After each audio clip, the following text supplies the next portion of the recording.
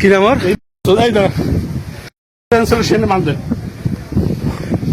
আছে যেটা জিনিসটা পাইছি আমরা, অস্ত্রটা, এটা তো মিথ্যা এখানে আপনি দেখছেন।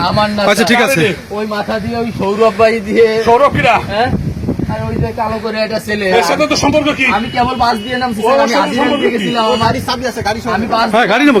নাম কি? তোর নাম কি বল? বল।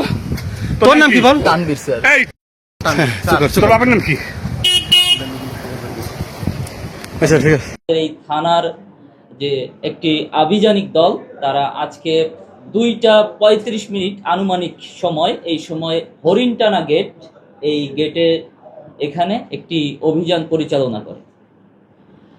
এই অভিযান পরিচালনা করে তারা একটি বিদেশি পিস্তল, একটি ম্যাগাজিন এবং 7 রাউন্ড গুলি, এবং এর সাথে এই তারা যে অপরাধ করতে যাচ্ছিল তারই একটা মানে তাদের যাতায়াতের মাধ্যম হিসেবে ব্যবহার করা একটা মোটরসাইকেল, যেটা আমরা জব্দ করতে সক্ষম হই।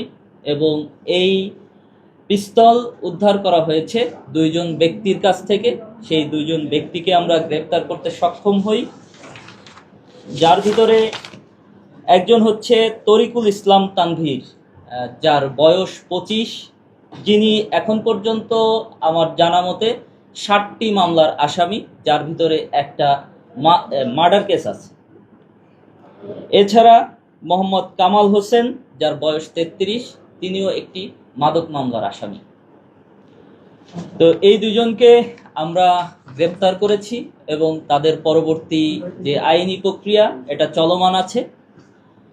এবং আপনাদের আরো আশ্বস্ত করতে চাই যে আমাদের এই খুলনা মেট্রোপলিটন পুলিশ তথা আমাদের এই যে লবণচড়া থানা, এই এলাকার অধিবাসীদের শান্তি শৃঙ্খলা বজায় রাখার জন্য, এলাকার আইন শৃঙ্খলা পরিস্থিতি ভালো রাখার জন্য ভবিষ্যতেও এই ধরনের অভিযান অব্যাহত রাখবে।